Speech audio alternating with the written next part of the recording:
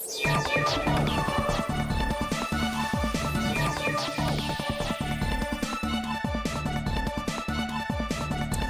y'all, welcome to theTUBE's Weekend Edition. Yes, it's us again, summing up again the best stories of the passing week. Again, the joy. Hit play. With me in the studio are theTUBE's team, Shai Ringel and Yaron Tenbrink. How was your week, Shai? Okay. Yaron? Okay. My week? It was lovely. Thank you for asking. Let's start. It's been a tough week for the stock market when a sharp fall off in the Chinese stock market on Monday made the whole world tumble down. But here at theTUBE, we only care about tech, and oh boy, were tech companies' stocks hammered.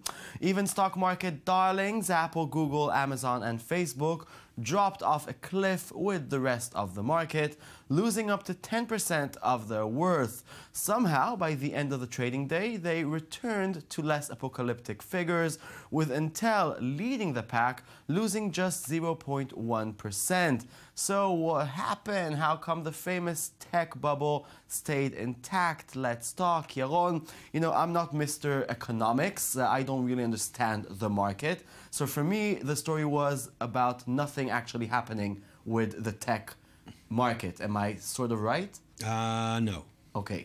I'm not a big economics expert myself, but I don't have stock. I don't own shares. But like pension money, which we all pay all the time, hoping to get it back someday, or at least most of us do, is deeply invested in the stock market, and that means everybody loses. So something did happen, and all we care about indeed is tech. And I think like the first day when the market started crashing, and we saw Apple and Facebook and Google taking serious dives, that was like a bad sign for Silicon Valley, for the tech world. Yeah, but like we said, by the end of the day, everything got to be sort of the same. How did they? It's not exactly true, because they kind of lost a lot of share, not dramatically as other companies. Tech companies are better, but they did lost a lot of share, and it opened a lot of question marks to tech companies, especially Netflix and Apple. Apple are in big problems in China. They're trying to understand the market, and after all those years, they didn't quite succeed. This week, Tim Cook himself sent an open email to Jim Cramer, the journalist, the so-called journalist from CNBC, telling him that Apple is still on growth in China and everything is okay. And it looked suspicious. It looked like Tim Cook is worrying. And they have a good reason to be worried, especially now that the currency in China is very low. And Apple are still selling a product, and they are selling it at the same price. But is there a connection? Again, I'm not a big knowledge guy there. Is there a connection between understanding the market, like you said, which means selling well to the Chinese, and to what happened in the stocks in China? There are a couple of stories here, but we try to understand one story that interests us in theTUBE, which is American companies, American big tech companies trying to sell their products in the Chinese market, and the Chinese market is a different story altogether. And Apple are trying to compete with companies like Xiaomi, which is a really big mobile manufacturer from China, supported by the Chinese government. And Apple are selling their products at the same price, and they're selling the same product they sell in the United States, which is a very high-end iPhone and Apple Watch and high-end other tech products. And when they try to sell it to the Chinese, now, after the stock market crashed, for even less money, they are in a serious problem, and this is why they sent that letter to Jim Cramer saying, look, we're still selling. But okay, so let's sum it up with a sentence. It was a story about a bubble that should have burst. How come it stayed intact? We don't know that it did. I think it might have started deflating. We're going to see in the coming weeks a trickle-down effect where smaller startups, not Apple, not Intel, not Google, but the smaller startups are going to have a harder time getting funding. They're going to get a harder time keeping their cash. And startups that didn't prepare themselves for this moment might eventually shut down. So I think that's where we're heading at the moment. Okay, viewers will keep you updated with the story, obviously. Now, this week we talked a lot about keyboards for some reason. We talked about the Sensomorph, a trackpad that you can use as its own or put any keyboard you want on it.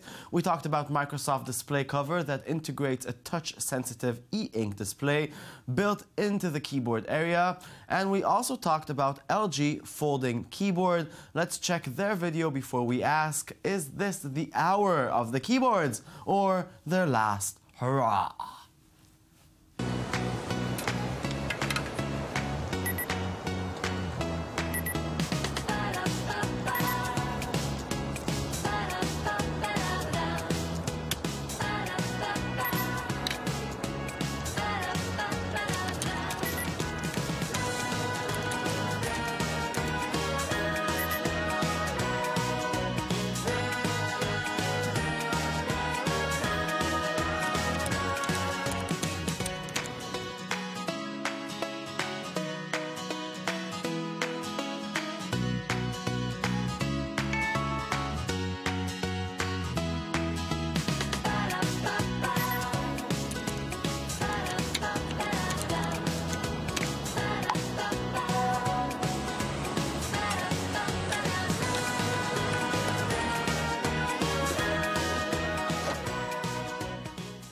That's cutesy.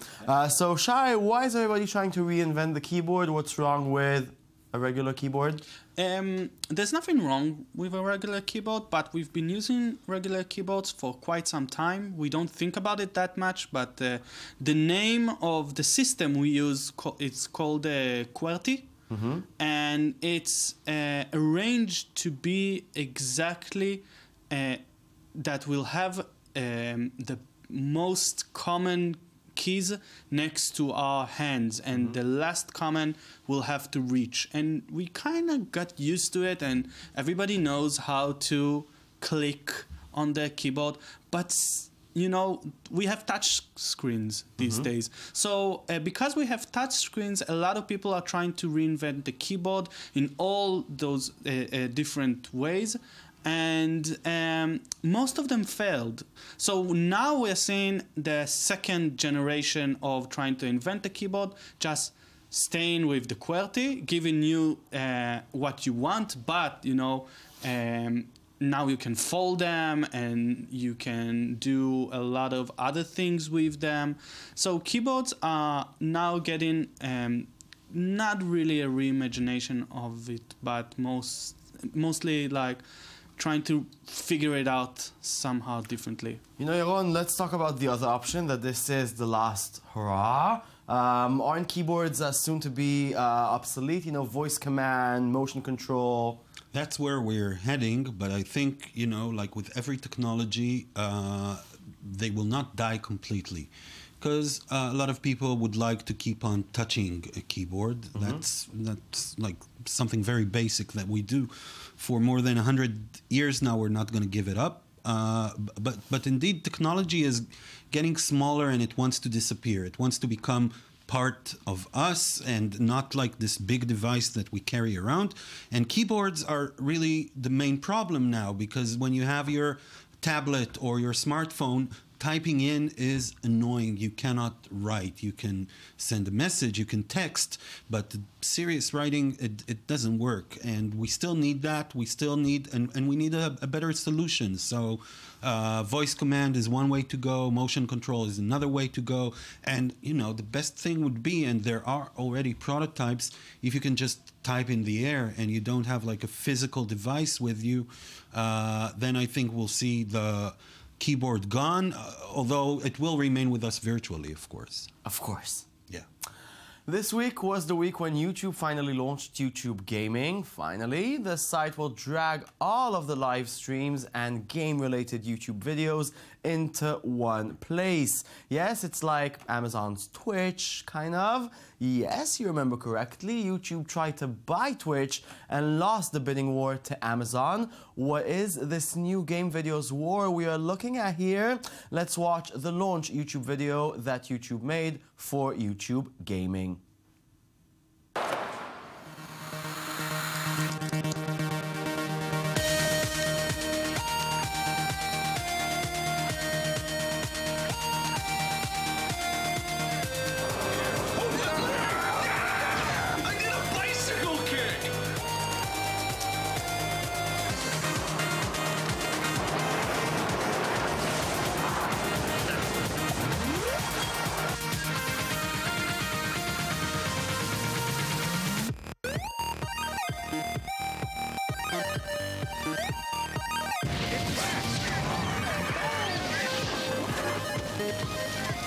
That was beautiful.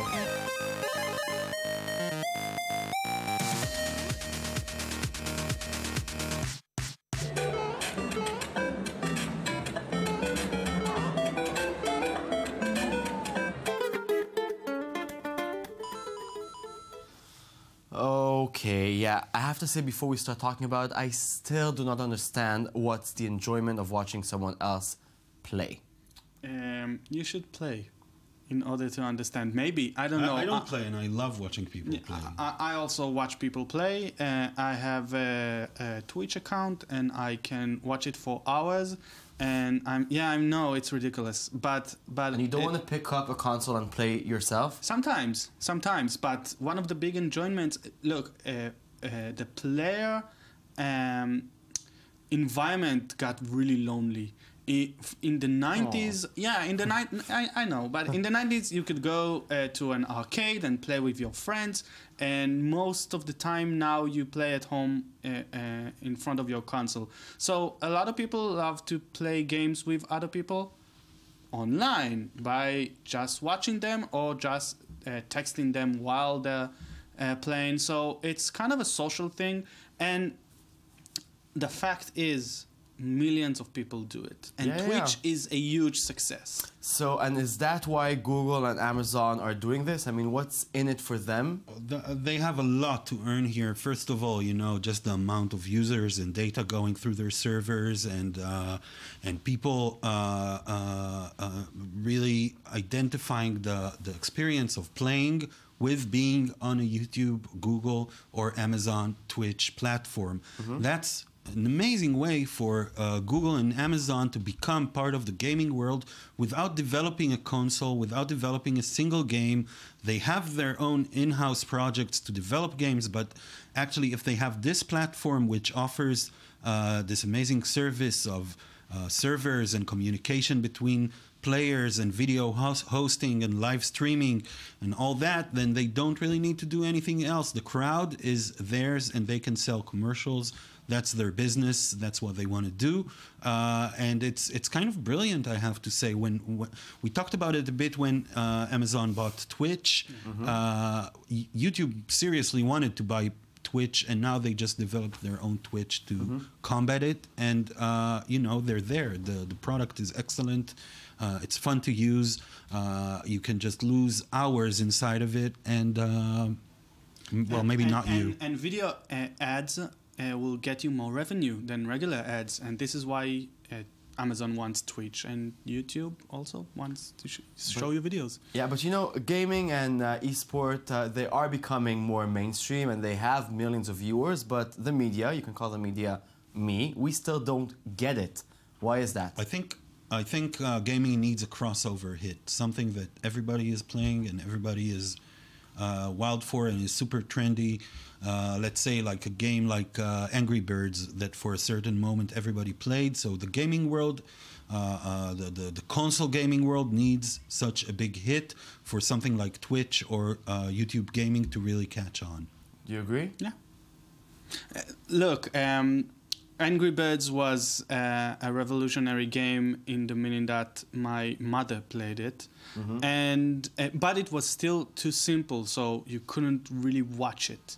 And if we're talking about a game that can do both, be for gamers and for simple people.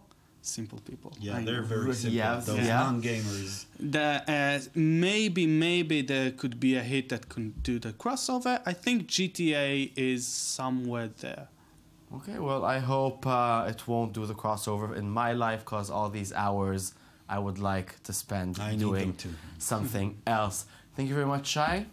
Thank you very much, Yaron. Thank you, Jason. Thank you very much, viewers at home, for watching us. You can log on to our website, i24news.tv, see this show, see every other show we ever recorded. And you can go to YouTube's new channel. You can enjoy it there and be happy that the stock markets and tech are not bursted yet. Yeah, well, that was a sum up. Okay, that's it. Goodbye. See you Monday. Brand new show.